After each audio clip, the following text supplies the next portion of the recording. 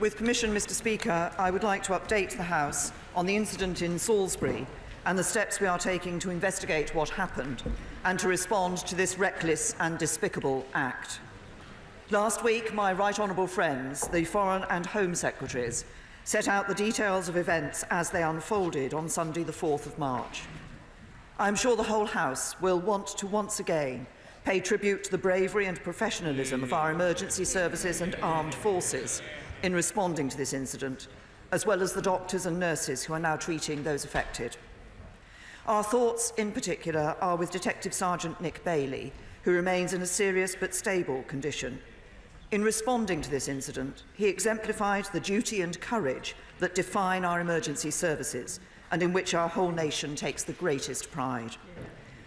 Mr. Speaker, I want to pay tribute to the fortitude and calmness with which people in Salisbury have responded to these events, and to thank all those who have come forward to assist the police with their investigation. This incident has, of course, caused considerable concern across the community. Following the discovery of traces of nerve agent in Zizi's restaurant and the Mill pub, the Chief Medical Officer issued further precautionary advice. But as Public Health England have made clear, the risk to public health is low. Mr. Speaker, I share the impatience of this House and the country at large to bring those responsible to justice and to take the full range of appropriate responses against those who would act against our country in this way. But as a nation that believes in justice and the rule of law, it is essential that we proceed in the right way, led not by speculation, but by the evidence. That is why we have given the police the space and time to carry out their investigation properly.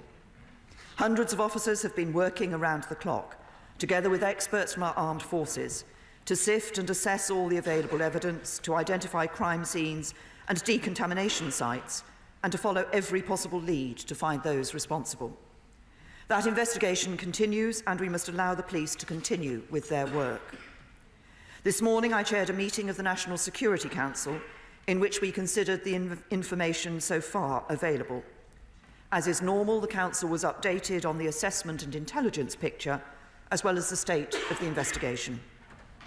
It is now clear that Mr. Skripal and his daughter were poisoned with a military-grade nerve agent of a type developed by Russia.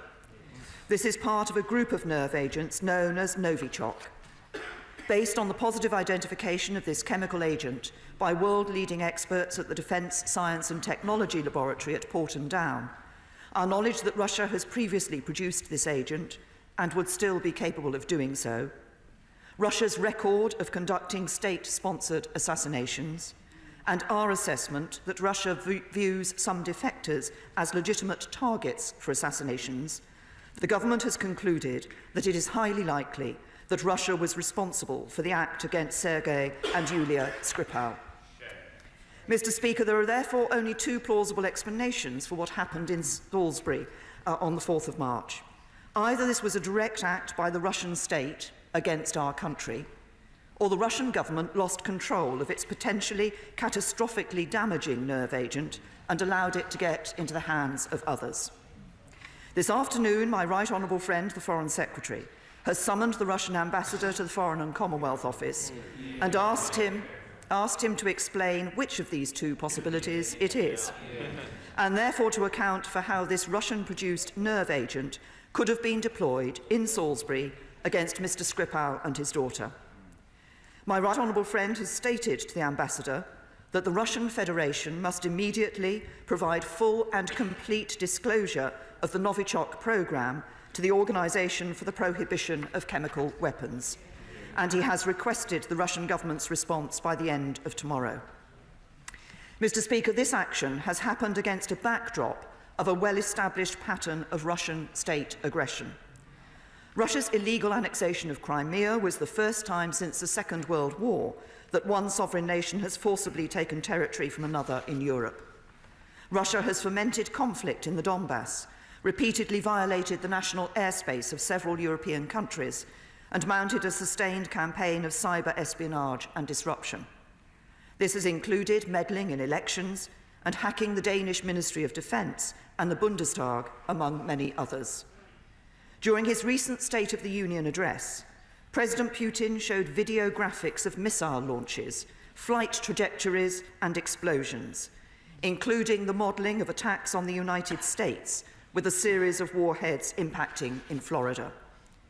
While the extrajudicial killing of terrorists and dissidents outside Russia were given legal sanction by the Russian Parliament in 2006. And of course, Russia used radiological substances in its barbaric assault on Mr. Litvinenko. We saw promises to assist the investigation then, but they resulted in denial and obfuscation and the stifling of due process and the rule of law. Mr. Speaker, following Mr. Litvinenko's death, we expelled Russian diplomats, suspended security cooperation, broke off bilateral plans on visas, froze the assets of the suspects and put them on international extradition lists, and these measures remain in place. Furthermore, our commitment to collective defence and security through NATO remains as strong as ever in the face of Russian behaviour. Indeed, our armed forces have a leading role in NATO's enhanced forward presence, with British troops leading a multinational battle group in Estonia. We have led the way in securing tough sanctions against the Russian economy, and we have at all stages worked closely with our allies, and we will continue to do so. We must now stand ready to take much more extensive measures. Mr. Speaker, on Wednesday, we will consider in detail the response from the Russian state. Should there be no credible response, we will conclude that this action amounts to an unlawful use of force by the Russian state against the United Kingdom. And I will come back to this House and set out the full range of measures that we will take in response. Mr. Speaker, this attempted murder using a weapons-grade nerve agent in a British town was not just a crime against the Skripals. It was an indiscriminate and reckless act against the United Kingdom, putting the lives of innocent civilians at risk. And we will not tolerate such a brazen attempt to murder innocent civilians on our soil. I commend this statement to the House.